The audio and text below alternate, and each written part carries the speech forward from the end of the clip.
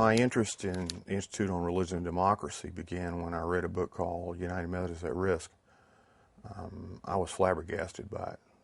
As I began to read it, first of all, I was somewhat skeptical because it was a pretty stark story about real attempts by political operatives to undermine mainline churches in the United States. Well, I've had considerable experience over my 12 years as an active bishop and then my 2.5 years since, but primarily as an active bishop in dealing with issues around the Institute of Religion and Democracy and Mark Tooley and the methods that are used, and therefore have some experience with how that has siphoned away some of the energy of the church, how it causes a kind of unnecessary dissension, and how it often manipulates controversy for the purpose of a political or an ideological or perhaps a financial agenda. So I started reading systematically the material, because as a researcher, that's just what you do. You get to know what the subject is. And I, by then, had written 4, 5, 6 textbooks, and so I just got the stuff and started reading. And I'd read a few hundred pages and have to go take a shower. It was pretty revolting because it was clear that they had what they were trying to do was not really develop a witness that would affirm the gospel or in some way make a helpful critique to the church, and Lord knows we need to be critiqued. But it was a relentless propaganda style with character assassination ad nauseum. And about everybody of conscience in mainline churches has been attacked at some level by these people. For example, the fundraising letters that are sent out regularly are designed in such a way as to foster a sense of crisis that exists. And it usually is the use of some kind of issue, a wedge issue, a hot button issue, or some extreme position, sometimes taken by one person. And they have targeted mainline denominations, Presbyterian, Episcopalian, the UCCs, United Methodist Church, and they are vigilant at watching what we're doing, undermining the work that we are doing, and clearly their agenda and their mission is to dismantle our church, our denominations.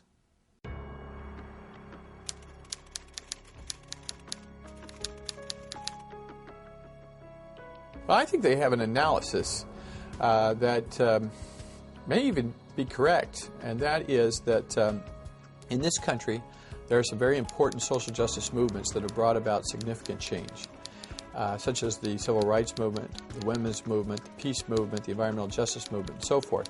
And I think that they've done an analysis. This is my view. What are the pillars? Who stands behind these important movements that have brought about social justice change in this country over the past half century? And if you start to dig deep, not even too deep, you find out that one of the pillars is the mainline Protestant denominations, and we've often been dragged kicking and screaming to the tables of these social justice movements after all.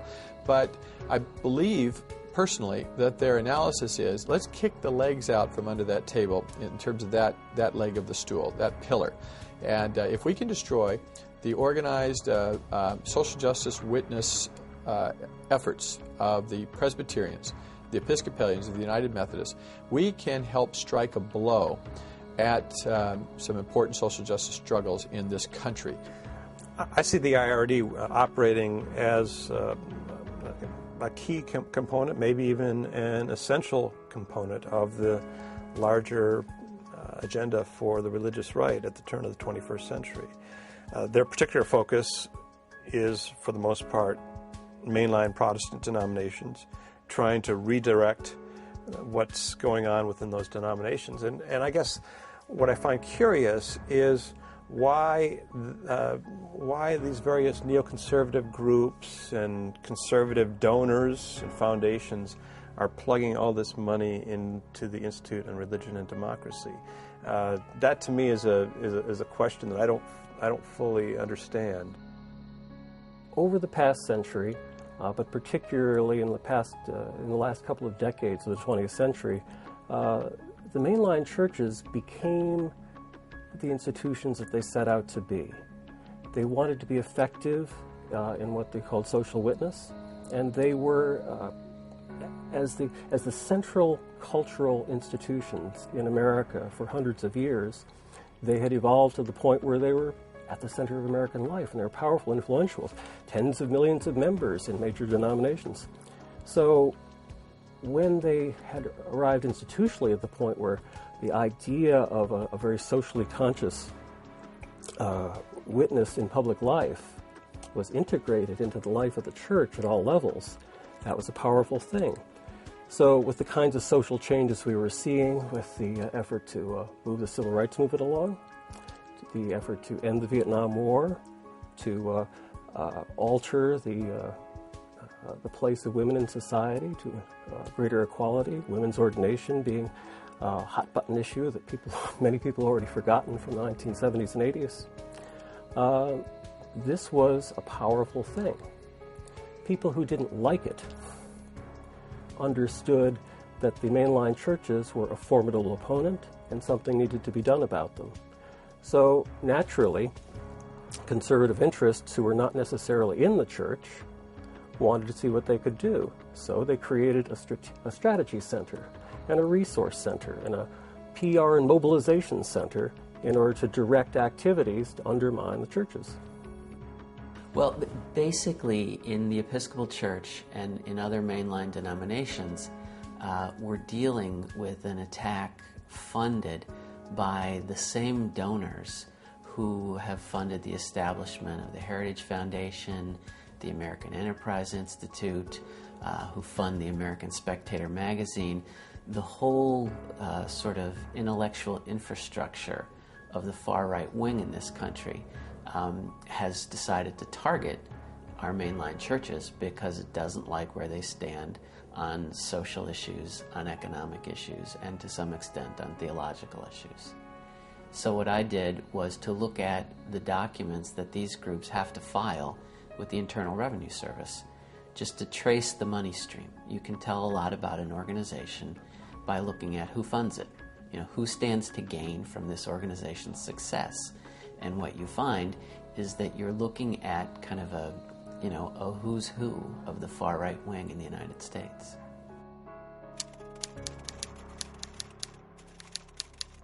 The second thing that I began to come across that was very questionable here was the key players involved in this. The most powerful people, without a doubt, are all Roman Catholic. And yet, I looked at the tax forms, and the tax forms show that 100% of their money and their staff is devoted to attacks on United Methodist Church, Presbyterian Church, and other mainline churches. But if you look on the Catholic side, you're looking at some of the most influential people now. Richard John Newhouse. Newhouse, according to Time magazine, the President of the United States was quoted in Christianity Today and Good News magazine as saying that Father Richard, who our president calls Newhouse, was a primary advisor to him on religious matters. And then a senior staff person at the White House, quoted by the Times, as saying he's an under-the-radar advisor on important issues like stem cell and other issues for the White House. Another person involved is Michael Novak, who has been a long-time activist at the American Enterprise Institute. All of these, by the way, are funded by the people that I mentioned that fund the Institute on Religion and Democracy. In fact, we calculated recently that $70,688,000 plus has been given through these basic right-wing foundations to folks who were Catholic on the IRD board. And so we have to wonder, I mean, the early board members were a funny mix of conservative mainline Protestants and conservative Catholics. And later on, some money from the openly theocratic Christian Reconstructionist movement was finding its way into all of this. And so it was a funny mix. I mean, why these particular people, and what interest would they have in, quote-unquote, renewing the mainline churches? Well, that, of course, was a ridiculous euphemism. They weren't interested in renewing them whatsoever. They were interested in bending them to their will or dismantling them. I mean, if you want to use the democratic process of the Episcopal Church, the Methodist Church, the Presbyterian Church, to try to influence the course of those churches, great. If what you want to do is take a lot of money from outside those churches in an attempt to destroy those churches, that's quite another matter. And the IRD, in its letter when it sought funding for these projects, was very upfront about the fact that it wanted to change the governing structures of these churches.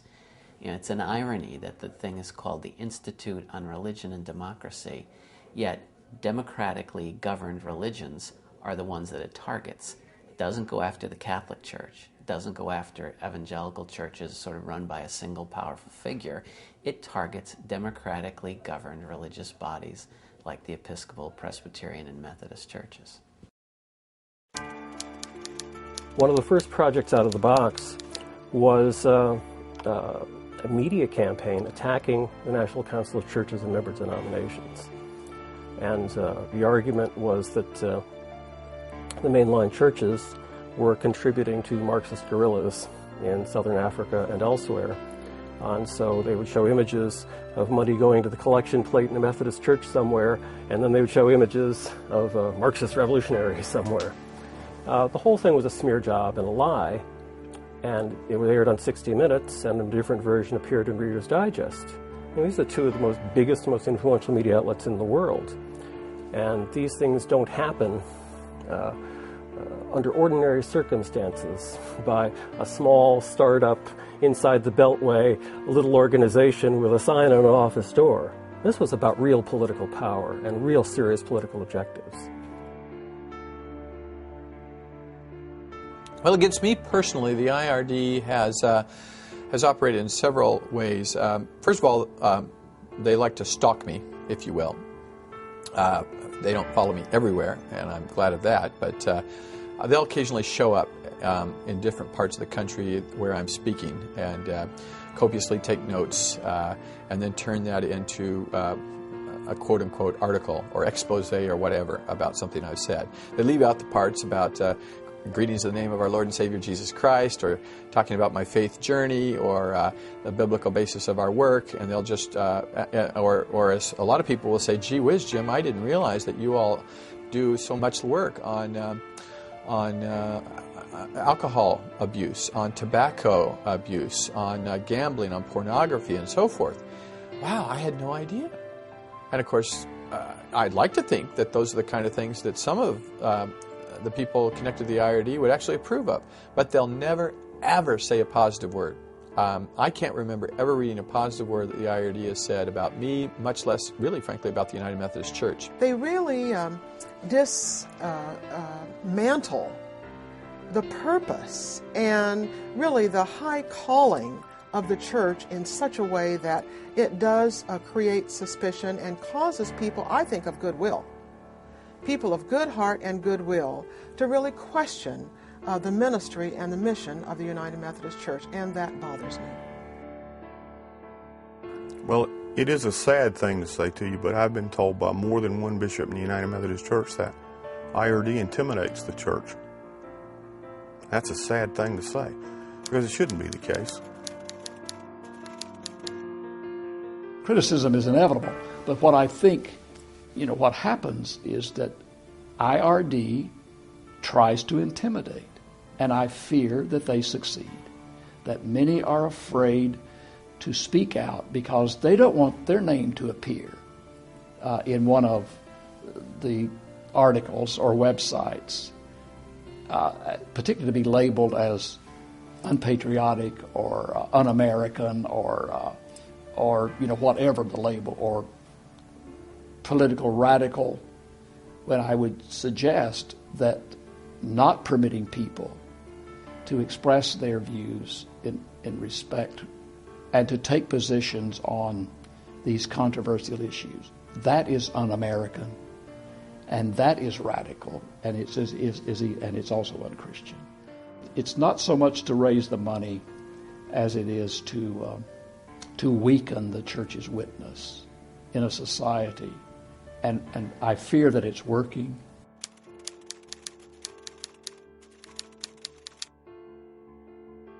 Well, I guess my first response to the idea that there's anything alarmist about the things I'm talking about is that, I don't have a dog in this race. I'm looking at it as an interested outsider who is seeing the dynamics of major institutions in society that are coming apart at the seams. Every single church is worried about how they're losing members. Every single major denomination is racked from within over a host of issues. Now, some of these kinds of things are normal in any institution, particularly democratic institutions where people disagree and agree to disagree. But what if, there were an outside agency that was created for the sole purposes of fanning those flames and creating divisions, creating mutual distrust and suspicion and hatreds to the point of people leaving each other, breaking their communions, breaking their covenants apart, rather than trying to reconcile their differences or finding ways to live constructively with their differences. If you have an outside organizing agency whose sole purpose is to foment distrust and suspicion and to break organizations apart, well, you have the kinds of things that we see in the Presbyterian Church, in the Episcopal Church, in the United Church of Christ, and the United Methodist Church every single day. I think there are reasons to be concerned about this, about the potential of this conservative takeover. And my concerns would probably not be so much theological. I tend to line up fairly conservative theologically myself. But I also think that those of us who number ourselves among the followers of Jesus have, in effect, a dual citizenship. That is, we have our life of faith, which is very important, and it can't be separated from one's larger citizenship within a larger entity. I'm not suggesting that at all. But it seems to me that within a pluralistic context, it is the responsibility of everyone, including people of faith, to observe the basic etiquette of democracy. Well, the IRD, of course, played a big role in trying to trumpet the so-called sin of Lake Junaluska for hosting the Reconciling Conference in 2005. I contacted Jimmy Carr, the head of Lake Junaluska, to express my solidarity and my appreciation for their willingness to host that conference, and commiserated with him on being on the receiving end of these kinds of attacks. One of the things that was interesting to me in the IRD's attack on Lake Junaluska was the stuff that Mark Tooley wrote was so inflammatory that it was picked up by a Ku Klux Klan website and put there. Tooley sent out, 100,000 letters of fundraising letters. He said to Dean Snyder at Foundry Church, in an email he sent him, that it was the most highly responded to letter he had ever sent out. So they used these, and that's fear-mongering becoming hate-mongering, because who read it and endorsed and encouraged those people? The Ku Klux Klan. It troubles me deeply that the Ku Klux Klan would find the mission of the IRD so closely allied with their mission, that they would take it and use it and support what the IRD was saying about that event, and then even show up at the event. I think it's an insidious effect that it has. I've heard the image used of that old poster that you may have seen of a big dog, kind of like a Saint Bernard, with a puppy dog sort of bouncing around on it, and the big dog sort of has this expression like I'm beleaguered by this puppy dog, and so our sympathy goes to the big dog, and then I've heard it said, but if the big dog were to swat the puppy dog, then your sympathy goes to the puppy dog. And alas, the IRD is the puppy dog. No. The IRD is not the puppy dog. The IRD is really a snake that sunk its fangs into the paw or into the blood of the big dog and is slowly trying to poison it. And if you don't take those fangs out, and if you don't administer an antidote, it can have long-term damaging repercussions. Even if the big dog survives, it's lame, it's poison. I think if I had the opportunity to speak to the leaders of the mainline churches about the IRD and what it means, I would say to them pretty much the same thing I say to everybody who I encourage to think about the religious right and what it means for American society. Because the IRD represents the religious right, at least one aspect of it, and certainly many of its implications. And that is that if you believe the things that you say you believe, if you hold the values that you say you have, if you believe in carrying out the missions you say you want to carry out, and if you believe in the kind of just society that you say that you believe in, it's time to take the formidable opponents of all that you hold dear seriously, because if you don't, then you are responsible for the destruction, the failure, or at least a significant diminishment of everything you care about in this life.